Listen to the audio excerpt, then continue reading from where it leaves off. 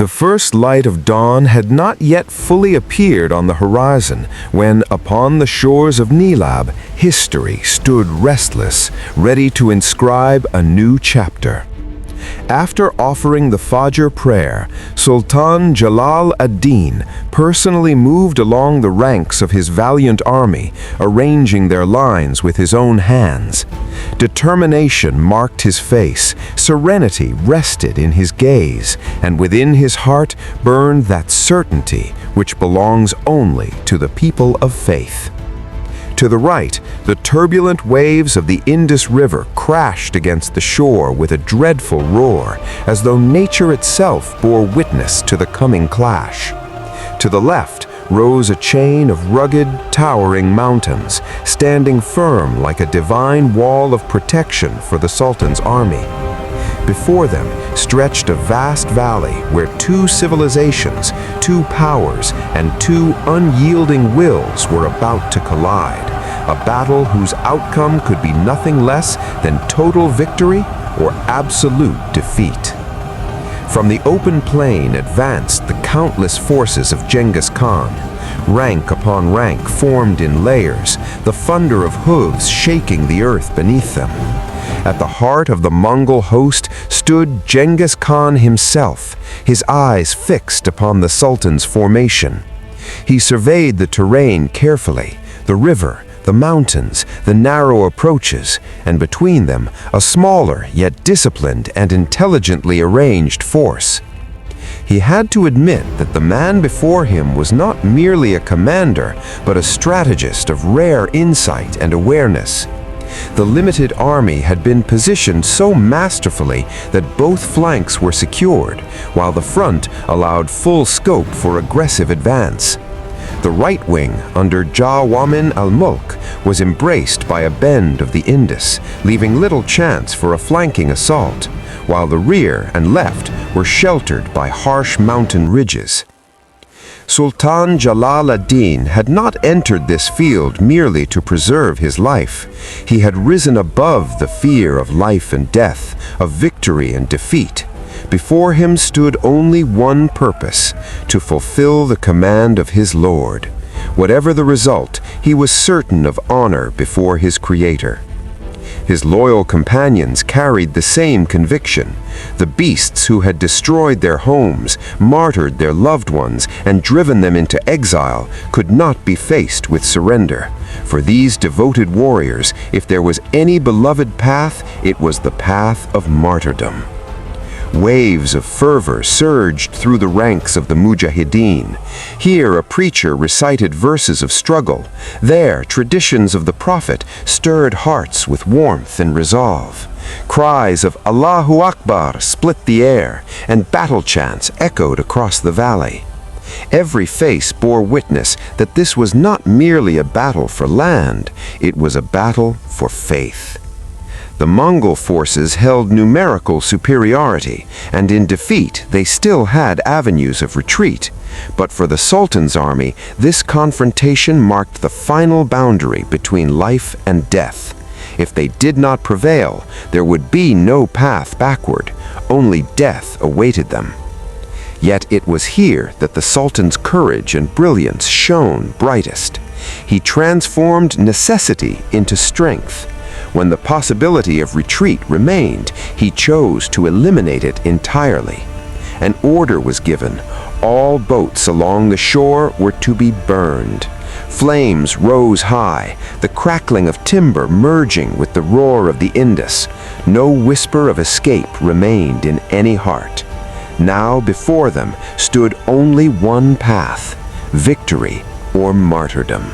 As soon as the sun rose above the horizon, the first strike fell upon the drums of war, and the air of Nilab trembled with the thunderous echo of Allahu Akbar. The Khwarezmian soldiers advanced, staring death in the eye, relying wholly upon their trust in Allah. The cry of Takbir rose high, and a blood-soaked chapter began to carve itself into the chest of history.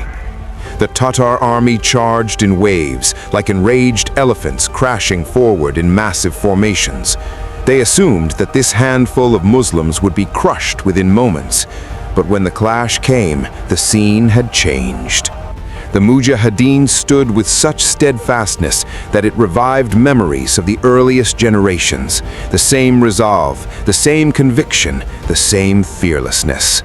The Tatars rallied beneath the banners of their commanders and launched repeated assaults, yet each time they encountered a force standing firm like unyielding rock. Sultan Jalaluddin moved across the battlefield like a lion, at one moment straightening the ranks, at another personally unsheathing his sword and plunging into the enemy. On either side of him, devoted warriors tore through Tatar lines. Turk and Afghan soldiers competed with one another in valor, displaying such mastery of sword and spear that the battlefield itself seemed to tremble. Blood flowed throughout the day. Steel clashed against steel. Screams and cries of Takbir echoed without pause. Yet by nightfall, no final verdict of victory or defeat had been written. At dawn on the second day, the Tatar host advanced again, like starving wolves surging forward with chaotic fury. Their determination had not broken, though the sting of the previous day's resistance lingered in their hearts. On the other side, the Muslims stood fully prepared. At the Sultan's signal, the ranks moved like lightning. A wall of spears rose to the right and left, and the attackers began to falter. Then, with a powerful cry of Takbir, the devoted warriors of Islam hurled themselves upon the enemy. The flood of the Tatar army failed to sweep the Muslims away. All of Genghis Khan's preparations for the second day appeared to wither before their eyes. The invaders strained with every ounce of strength to push forward, but the flashing blades and gleaming spears of the Mujahideen cut them down and drove them back. The intensity of the battle reached a point beyond the capacity of words to capture. The earth reddened with blood, the air thick with dust, and everywhere the blinding shimmer of steel. The second day ended without a decisive conclusion, yet one truth had become undeniable. These fiercest enemies of Islam now understood that when this nation, though dispossessed, exiled, and few in number, enters the field with shrouds tied upon their heads, they carve miracles into history. For 2 days, a mere handful of warriors had held back a demonic tide at the tips of their swords and spears. This was not merely military skill, it was the power of faith.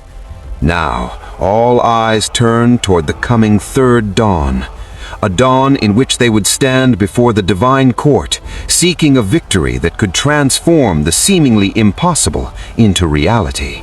In their hearts remained only 2 desires, an honorable life or an honorable martyrdom. The third day, 8th Shawwal, 618 AD, the Wednesday that history inscribed in blood.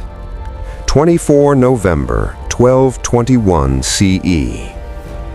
The sun rose that morning as if with reddened eyes, as though even the heavens knew that this was the day of decision. A strange stillness hung over the air.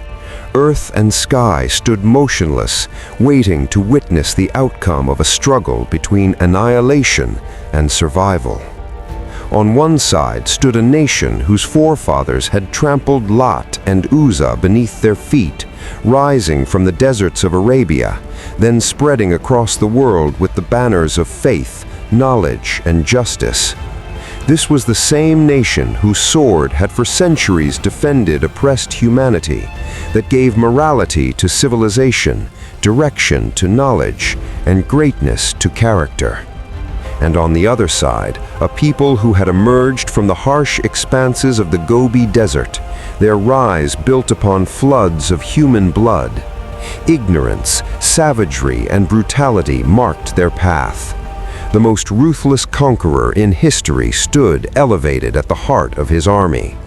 His gaze was filled with hatred and contempt.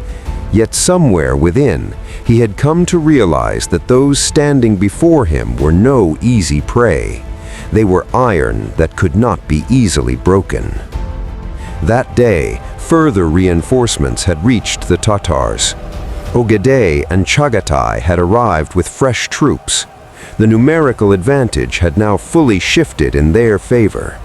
Their multitude upon the field resembled a surging flood, while the Sultan's army, though few in number, stood firm with steel-like resolve. The fighting of the previous 2 days had inflicted losses on both sides, but the difference was stark.